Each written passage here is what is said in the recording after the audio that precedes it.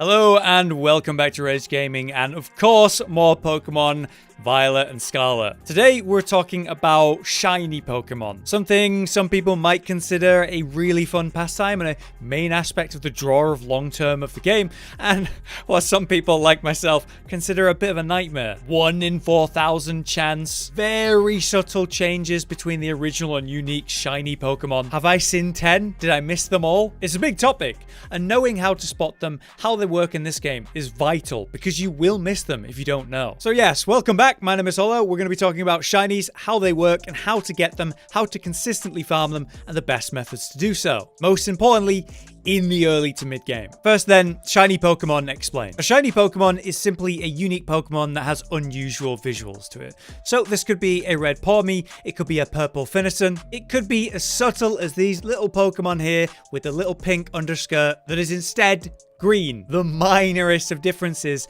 in some cases. So it's very wise to work out what Pokemon you're interested in for shiny farming and get a good idea of what its unique visuals when shiny actually are. How do you know there's a shiny near you then? As I've been saying, it's very subtle. In the previous Pokemon game, Arceus, there were some fantastic prompts to help you. A loud shiny sound effect and a visual of the shiny if it's in your line of sight popping up and flaring. Meanwhile, in Scarlet and Violet, you get nothing, making it so much harder to find a shiny in casual play when you're running around in the wild. But there are ways. Basically, let's say you bump into a shiny and begin battle. There will be a satisfying shiny sound and visual flair. So it's very clear when that's a shiny. But what if it gets away and you lose your chance now that you suddenly have bumped into a shiny? Well, beforehand, you could try auto battle it. Instead of fighting the shiny instantly like a normal auto battle, your Pokemon will instead refuse to fight and have this sort of sweat icon next to it to display its hesitance to fight. Ultimately, if you're not sure if what you're looking at is a shiny, or you do know that it's a shiny, the most important thing you can do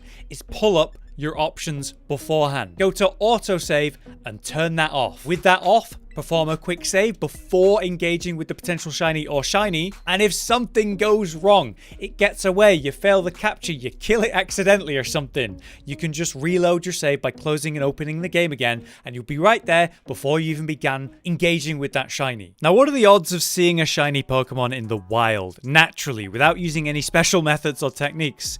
It's not great. As I mentioned, it's a 1 in 4,000, or rather 1 in 4,096. I couldn't tell you if I've seen any in the time that I've been playing, unless I was farming specifically. A few people I know found their first shiny in their first hours of play. Some people are just really lucky. But for the people with normal luck like myself, there is a great and simple method to improving your odds. By placing a picnic down, you can make a sandwich. Sandwiches come with different powers. As you can see in this case, we have encounter power ground, raid power ghost, catching power bug. The simple explanation behind these powers is that it's tied to improving that thing. So encounter power means I'm much more likely to encounter ground types while I have this buff. Or the catching power, I'm much more likely to successfully capture a bug with this buff. The buff that's going to matter most is sparkling power though, which is a rarer, more end game buff. As this is an early to mid game guide, it's not exactly viable or fair for me to suggest you just use those. You're going to need to do raids at 5-star or 6-star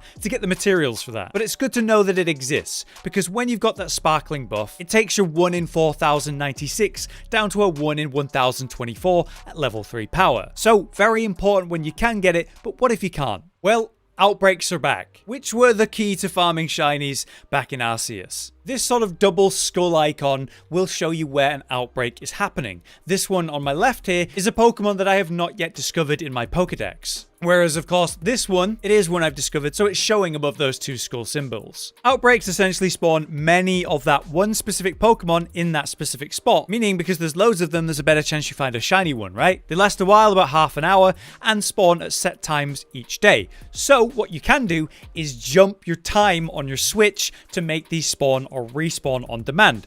For example, if the ones that are available right now are too awkward, or Pokemon that I don't want or care for as a shiny, and I'm looking for something else, then I can just jump out of the game, put the time to 11:59, just before midnight or 12 a.m., load back in, and you'll see on the right within a few seconds, oh look, the outbreaks, they've gone, the ones that were previously there, and now there's a new set of them. And hopefully you'll find a Pokemon more suitable, one that you're looking for, or one that's a bit easier to farm. Now, even with a pile of Pokemon here, as I'm running around looking at them, it's still a 1 in 4,096. That's unacceptable odds, but thankfully we can make it better with in-game mechanics. By defeating 30 of these Pokemon, you'll get a prompt that says, hey, there's less of them spawning now, there's less around. But what happens when that occurs is your rate jumps up. Now it's doubled and improved, so you're now seeing a 1 in 2,048 chance. That's an incredible improvement to your chance of seeing a shiny, but it's better when you defeat 60 of them. Your odds will increase again to a 1 in 1,365, essentially tripling the original odds. Now, killing 60 of a Pokemon, even if it's weak, is an annoying task, but thankfully we have auto battling. So just equipping a Pokemon that defeats the target effectively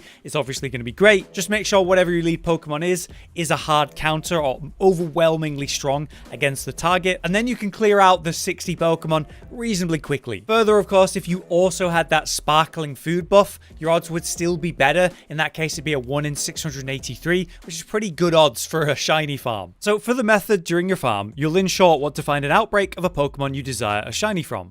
Then defeat 60 using auto battles for a Pokemon that hard counters that target type. From there, your odds are going to be massively increased. Further, if you buff up with a sparkling food buff. Now, if you move out of the range of the Pokemon so that they disappear from your view, and then move back into range so they start reappearing, somehow that is a totally new Pokemon and a reroll on the potential shiny option. At this point though, you don't actually need to defeat any more Pokemon. You can reroll the entire pack in that outbreak over and over just by moving away out of range and moving back to them. The other method that's a bit simpler is you just drop a picnic.